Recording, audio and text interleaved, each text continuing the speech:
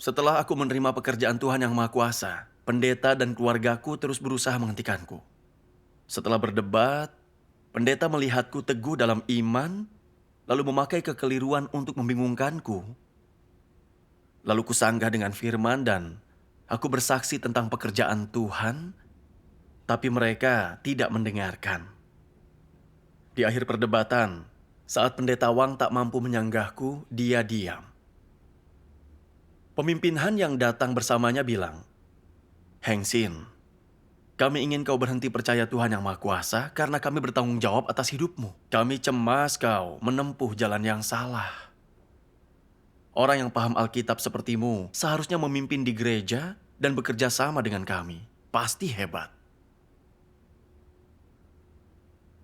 Mendengar dia mengatakan ini, aku teringat ucapan iblis yang mencobai Tuhan Yesus di Alkitab. Sekali lagi, iblis membawanya ke gunung yang sangat tinggi, memperlihatkan kepadanya semua kerajaan dan kemegahannya. Lalu berkata, "Semua ini akan kuberikan kepadamu jika kau mau sujud menyembahku." Permintaan agar aku menjadi pemimpin di gereja adalah pencobaan iblis. Mereka pikir, jika membujukku dengan status, aku mengikuti mereka. Status terlalu penting bagi mereka. Mereka tahu kedatangan Tuhan, tapi bukannya menyelidiki, mereka memikatku menjauhi jalan yang benar. Busuk sekali. Jadi, aku menolak mereka. Aku takkan kembali ke gereja. Tuhan Yesus kembali untuk melakukan pekerjaan baru. Dia tak bekerja lagi di gereja zaman kasih karunia. Apa gunanya aku pergi ke gereja? Kita harus menerima pekerjaan baru Tuhan dan mengikutinya. Atau kita akan disingkirkan Tuhan. Sama seperti saat Tuhan Yesus bekerja, murid-muridnya mendengar firman Tuhan Yesus, mengenali suaranya, mengikutinya, dan memperoleh keselamatannya. Dan mereka yang memelihara hukum Taurat di bait Tuhan, disingkirkan Tuhan. Kalian seharusnya menyadari fakta ini. Tuhan telah kembali. Jika kita tidak mendengarkan suaranya, bagaimana bisa menyambutnya? Tuhan Yesus berfirman, "Domba-dombaku mendengarkan suaraku, dan aku mengenal mereka, dan mereka mengikut aku." Kitab Wahyu juga menubuatkan, barang siapa bertelinga, hendaklah mendengarkan apa yang diucapkan Roh kepada gereja. Lihatlah, aku berdiri di pintu dan mengetuk. Jika ada yang mendengar suaraku dan membuka pintu, aku akan datang kepadanya dan bersantap dengannya, dia bersamaku. Pendeta Wang, dalam menyambut Tuhan, yang terpenting adalah mendengarkan suaranya. Jika ada yang bersaksi dia kembali, buang gagasan kita dan cari. Jika tidak, kita takkan bisa masuk ke kerajaan surga. Kami tak perlu mendengarkan suara Tuhan. Kami cukup menantikan Tuhan datang dan membawa kita ke kerajaannya. Amin. Jika hari itu tiba, saat Tuhan Yesus datang di atas awan, dan kamilah yang menggertakkan gigi, kami akan menanggungnya. Tapi aku harus menjelaskan kepadamu, jangan salahkan kami jika kau menempuh jalan yang salah. Kalau mau membalikan keadaan, kau bisa kembali ke gereja. Benar. Pikirkan baik-baik. Ya, Heng Sin. Tidak usah membujukku. Aku telah menyambut Tuhan dan ikut perjamuan anak domba. Apapun terjadi, ku ikut Tuhan Yang Maha Kuasa.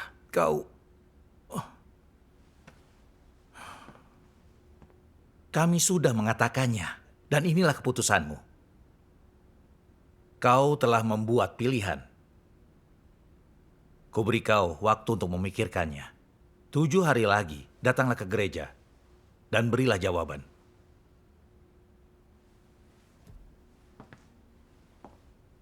Ku peringatkan, kau tak boleh memberitakan Injilmu di gereja. Jika ada orang gereja yang percaya Tuhan Yang Maha Kuasa karenamu, kau akan menderita.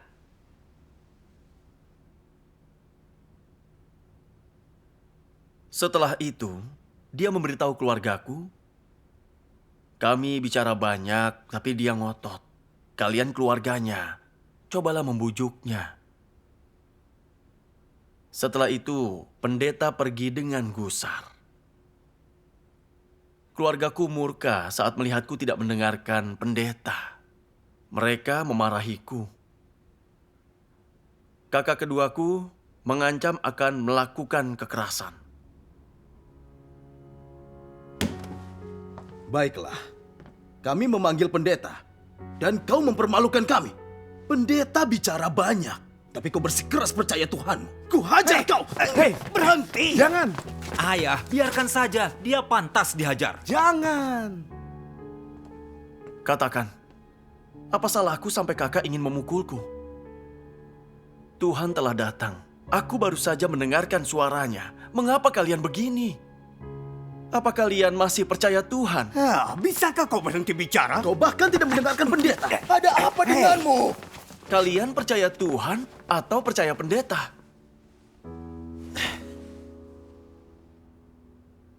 Hanya karena aku menerima pekerjaan Tuhan di akhir zaman, pendeta menggangguku. Menurutku, pendeta dan para pemimpin itu orang Farisi yang munafik. Hengsin, bagaimana kau bisa berkata begitu? Tuhan telah kembali, dia bekerja dan mengungkapkan kebenaran. Tapi mereka menghalangi orang lain agar tidak menyambut Tuhan. Mereka bahkan memakai status membujukku menjauhi jalan yang benar. Mengatakan itu demi hidupku. Bukankah ini kebohongan? Mereka ingin menjebak dan menghancurkanku.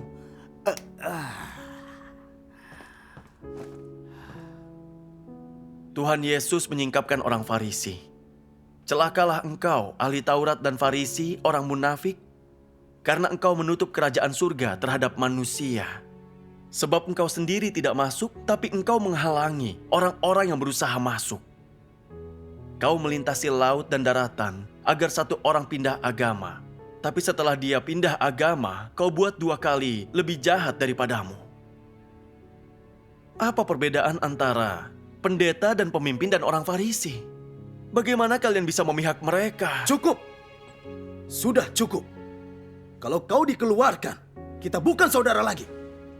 Kau mau hidup atau mati, kami tidak peduli. Kakak, Kau bukan adikku lagi. Kembalikan utangmu kepada kami dalam waktu 2 minggu. Setelah itu, kita putus hubungan. kakak.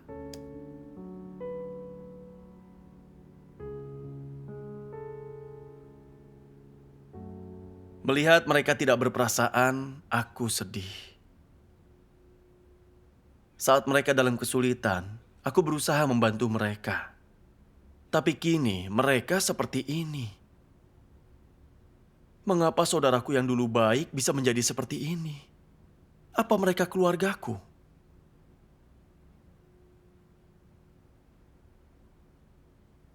Malam itu, aku berbaring dan tak bisa tidur. Rasanya menyakitkan dan aku tak mampu menahan air mata. Aku berdoa kepada Tuhan, minta Tuhan membimbingku untuk memahami kehendak-Nya agar aku tahu cara menjalani lingkungan ini. Aku teringat Tuhan Yesus berkata, "Jangan pikir aku datang untuk membawa damai. Aku datang bukan untuk membawa damai, melainkan membawa pedang. Aku datang untuk membuat orang menentang ayahnya, anak perempuan menentang ibunya, dan menantu menentang mertuanya. Musuh orang adalah keluarganya sendiri. Jika dunia membencimu, ketahuilah ia sudah terlebih dahulu membenci aku."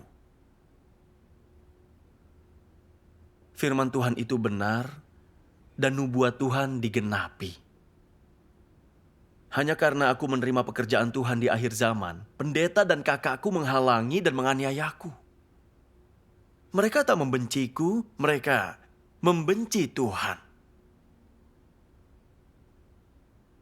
Setelah merenungkan apa yang terjadi, aku bersyukur kepada Tuhan. Firman Tuhan membantuku mengatasi halangan pendeta dan keluargaku, juga memberiku kearifan tentang mereka. Suatu hari, seorang saudari tahu situasiku dan mengirimkan satu bagian firman.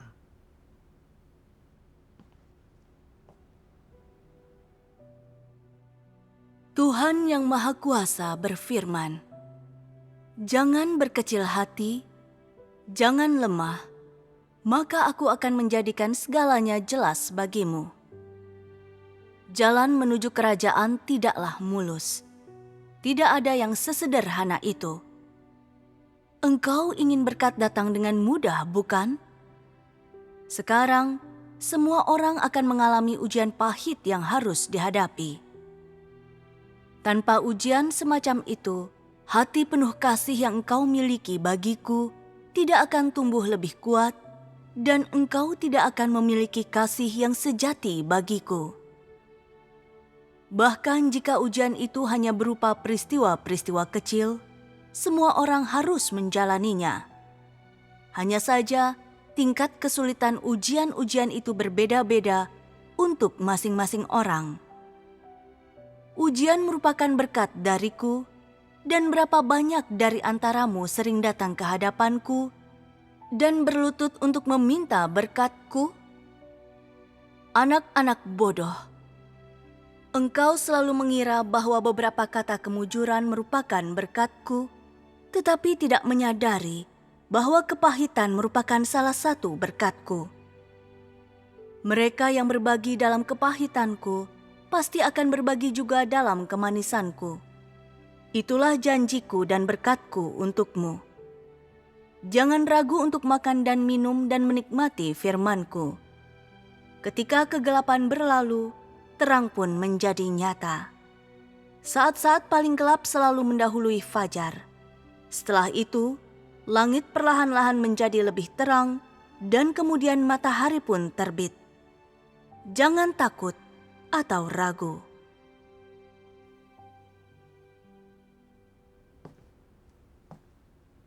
Dia bersekutu denganku. Kita percaya Tuhan yang Maha Kuasa. Tapi iblis tidak ingin kita diselamatkan, jadi dia memakai berbagai cara untuk menghalangi kita. Namun Tuhan mengizinkan hal ini. Mengapa?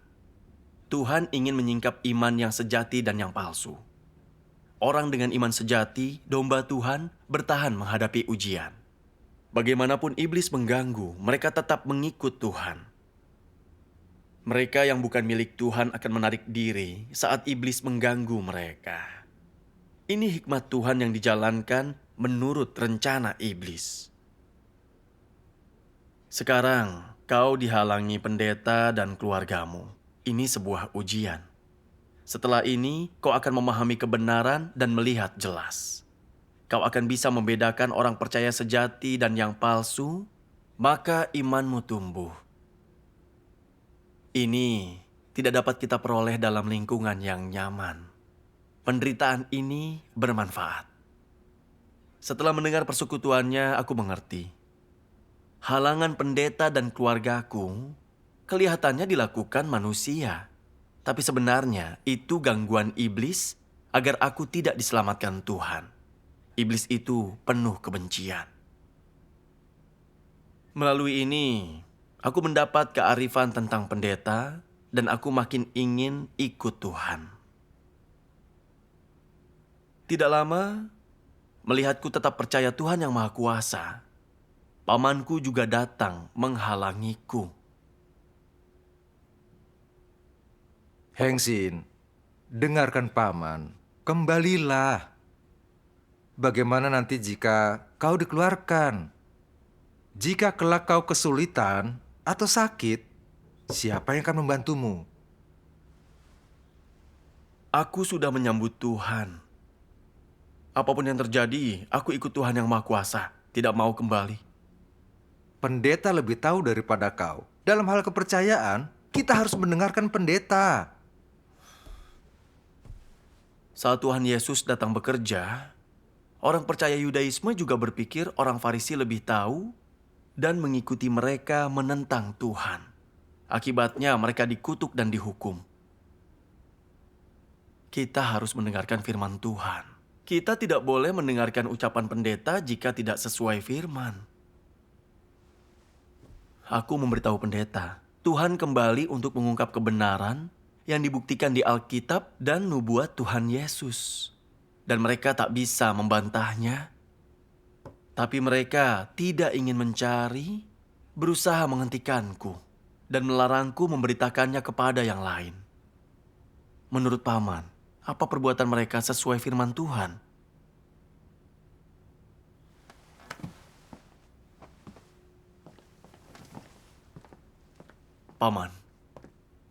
Paman tidak menyelidiki pekerjaan Tuhan pada akhir zaman. Paman mendengarkan ucapan pendeta.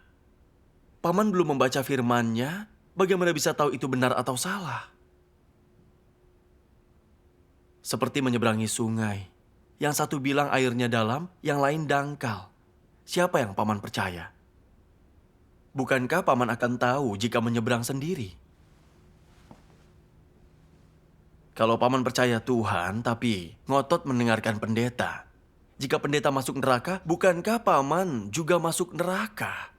Seperti orang buta menuntun orang buta ke dalam lubang. Apa kau tak takut akan dilaporkan pendeta, lalu kau ditangkap? Meski aku dilaporkan, pemerintah mau berbuat apapun, dan meski dianiaya, aku harus ikut Tuhan yang Maha Kuasa.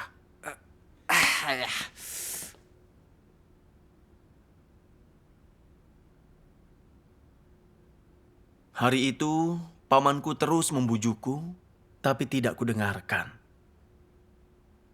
Seminggu kemudian, agar pendeta tidak menggangguku lagi, kutemui pendeta dan pemimpin, kusampaikan, aku bertekad percaya Tuhan yang Maha Kuasa dan takkan kembali ke gereja. Di luar dugaan, pendeta tak mau menyerah dan berkata, "Kilat dari timur ini bukanlah Tuhan yang kembali. Jika terus percaya, kau mengkhianati Tuhan." Aku menjawab, Tuhan Yesus menubuatkan kedatangannya seperti kilat datang dari timur dan bersinar ke barat. Demikianlah kedatangan Anak Manusia kelak. Bukankah penampakan kilat dari timur menggenapi nubuatnya? Saat sadar tidak bisa menyanggahku, dia marah dan mengutuk pekerjaan Tuhan. Itu membuatku marah. Tuhan Yesus berkata, "Dombaku mendengarkan suaraku, aku mengenal mereka dan mereka mengikut aku." Domba Tuhan mendengar suaranya. Pendeta dan pemimpin tak kenal suara Tuhan dan mengkritik Tuhan. Mereka milik iblis, bukan domba Tuhan. Kataku pada mereka, dahulu orang Farisi mengutuk Tuhan Yesus. Setelah mendengar Tuhan kembali, kalian tidak menyelidikinya. Meski melihat firman Tuhan yang Maha Kuasa baik, kalian tetap menentang. Bukankah kalian orang Farisi modern? Pendeta dan pemimpin marah saat aku mengatakan ini. Jadi mencoba cara lain untuk memaksaku. Karena kau sangat percaya Tuhan yang Maha Kuasa, tulislah surat pernyataan. Yang isinya adalah, kau tidak percaya Tuhan Yesus. Iya, Untuk apakah itu? Tuhan yang Maha Kuasa itu Tuhan Yesus yang kembali, dan aku percaya Tuhan yang Maha Kuasa. Mengapa kau bilang aku tak percaya Tuhan Yesus? Itu membelokkan fakta, bukan? kalau meninggalkan gereja karena Tuhan yang Maha Kuasa, kau mengkhianati Tuhan Yesus. Benar. Pria sejati berani mengaku. Kenapa kau takut tanda tangan? Atas dasar apa percaya Tuhan yang Maha Kuasa itu mengkhianati Tuhan Yesus? Menurut penjelasanmu, saat Tuhan Yesus datang bekerja, murid Tuhan seperti Petrus dan Yohanes meninggalkan bait Tuhan dan ikut Tuhan Yesus. Bisakah kau bilang mereka mengkhianati Tuhan Yahweh? Tentu tidak. Mereka mengikuti pekerjaan baru Tuhan. Sama halnya, sekarang Tuhan Yesus kembali bekerja, dan kepercayaanku ini artinya mengikuti langkah anak domba. Bagaimana bisa ini mengkhianati Tuhan Yesus? Aku tak mau menandatanganinya.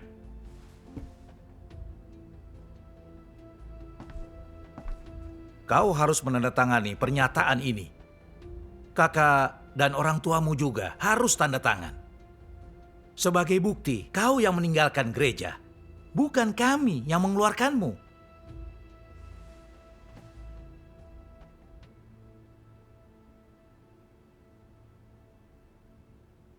Saat itu, aku melihat tujuan pendeta.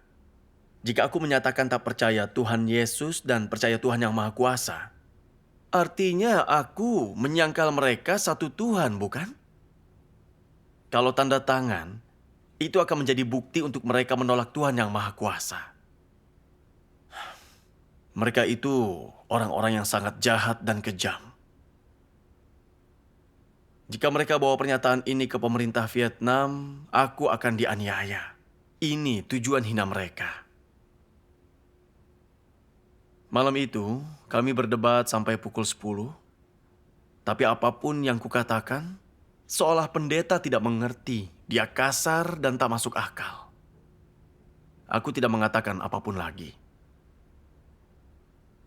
Esok harinya, saat keluargaku mendengar kabar itu, mereka pun datang untuk menuduhku.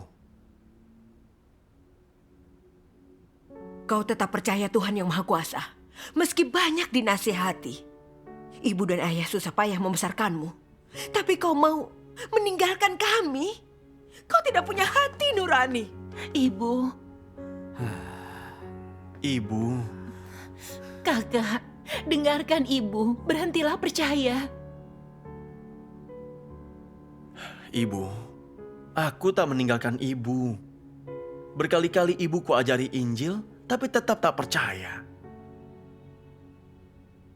Ibu tak mendengarkan firman Tuhan, hanya ucapan pendeta. Ini pilihan ibu sendiri. Sia-sia ayah menghabiskan uang untuk mendidikmu. Jika tahu akan seperti ini, ayah tidak akan membesarkanmu.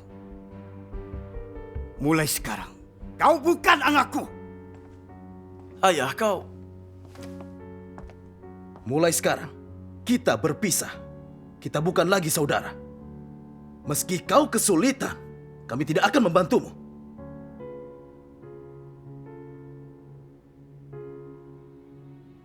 Terserah kalian saja. Aku hanya percaya Tuhan, tapi kalian menganiayaku. Memaksaku memilih antara kalian dan Tuhan. Tentu aku memilih Tuhan. Tapi aku tak pernah bilang kalian bukan keluargaku. Kalian yang bilang.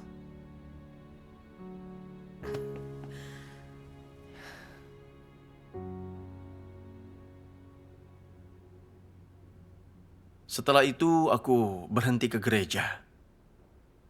Kupikir pendeta dan pemimpin tak mengganggu lagi. Di luar dugaan di bulan April, rekan gereja mendesakku ke gereja untuk menandatangani pernyataan tidak percaya Tuhan Yesus. Aku sangat marah. Mereka terus mengganggu. Mengapa mereka penuh kebencian? Setelah menyuruhnya pergi, aku berdoa kepada Tuhan. Dan teringat firman Tuhan yang Maha Kuasa.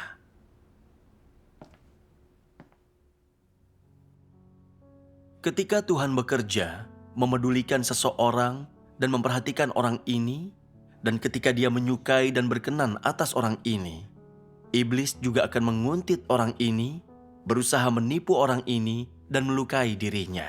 Jika Tuhan ingin mendapatkan orang ini, iblis akan berusaha sekuat tenaga untuk menghalangi Tuhan, menggunakan berbagai cara jahat untuk mencobai, mengganggu, dan merusak pekerjaan yang Tuhan lakukan demi mencapai tujuan tersembunyinya. Apa tujuan ini? Iblis tidak ingin Tuhan mendapatkan siapapun. Iblis ingin merebut orang-orang yang ingin Tuhan dapatkan. Dia ingin mengendalikan mereka, menguasai mereka sehingga mereka menyembahnya, sehingga mereka bergabung dengannya untuk melakukan perbuatan-perbuatan jahat dan menentang Tuhan. Bukankah ini motif iblis yang jahat? Engkau semua sering mengatakan bahwa iblis sangat jahat, sangat buruk, tetapi sudahkah engkau semua melihatnya? Engkau bisa melihat betapa buruknya manusia. engkau belum bisa melihat betapa buruknya iblis itu sebenarnya. Namun dalam hal Ayub ini, engkau bisa benar-benar melihat betapa jahatnya iblis.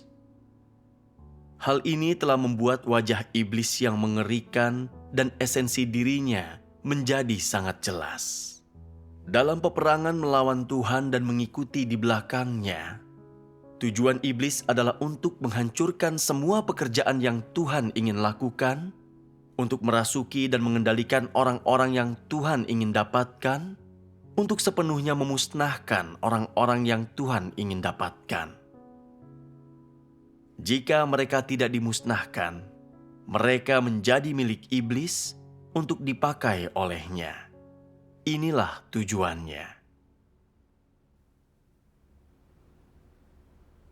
Setelah merenungkan firman, aku lebih jelas melihat muslihat iblis. Aku melihat pendeta dan penatua milik iblis, kaki tangan iblis. Mereka pakai segala cara untuk menghalangi kepercayaanku, untuk menjauhkanku dari Tuhan. Aku diminta menandatangani surat menyangkal Tuhan Yesus agar dihukum. Hati mereka sangat kejam. Dari awal hingga akhir mereka memainkan peran iblis. Kemudian, keluargaku pun tahu niat pendeta. Menyuruhku tanda tangan agar bisa melaporkanku. Lalu ibuku berkata, "Hengsin, jangan tanda tangan. Pendeta itu jahat. Kau tak salah percaya Tuhan, tapi begini perlakuannya. Ibu tak akan membiarkan dia lolos kalau kau dianiaya." Dahulu, aku memuja pendeta. Kupikir mereka melayani Tuhan dan membantu mereka, artinya mengasihi Tuhan. Aku sering memberi persembahan, uang, dan barang. Saat mobil mereka rusak, kuperbaiki berapapun biayanya. Lewat pengalaman ini, kini aku melihat wajah asli pendeta. Dengan alasan melindungi kawanan, mereka mencegah orang menyambut Tuhan dan masuk kerajaan surga. Mereka ingin kita tetap di bawah kendali mereka, sehingga memberi lebih banyak uang dan mendukung mereka. Mereka batu sandungan orang untuk masuk kerajaan surga. Sebagaimana firman Tuhan, ada orang-orang yang membaca Alkitab di gereja-gereja besar, membacakannya sepanjang hari, tetapi tak seorang pun di antara mereka yang memahami tujuan pekerjaan Tuhan. Tak seorang pun yang dapat mengenal Tuhan, bahkan tak ada seorang pun di antara mereka yang dapat selaras dengan kehendak Tuhan. Mereka semua tidak berharga, manusia hina, masing-masing meninggikan diri untuk mengajar Tuhan. Mereka dengan sengaja menentang Tuhan, bahkan saat mereka membawa panjinya. Mengaku beriman kepada Tuhan, mereka tetap saja memakan daging manusia dan meminum darah manusia.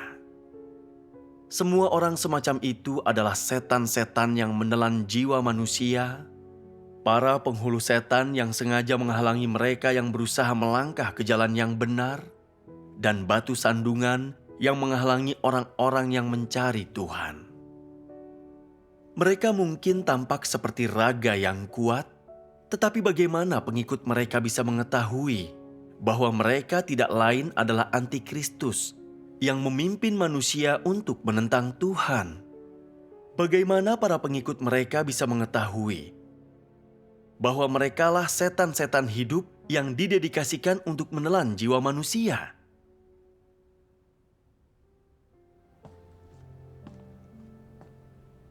Syukur atas perlindungan Tuhan. Firman Tuhanlah yang membimbing tiap langkahku, memampukanku melihat tipuan iblis, melihat pendeta membenci kebenaran dan menentang Tuhan, membebaskan diri dari belenggu antikristus, dan kembali ke rumah Tuhan. Hatiku bersyukur kepada Tuhan. Kini, aku menikmati bekal firman setiap hari. Aku menginjil dan bersaksi bersama saudara-saudari. Aku merasa puas dan bahagia. Puji syukur.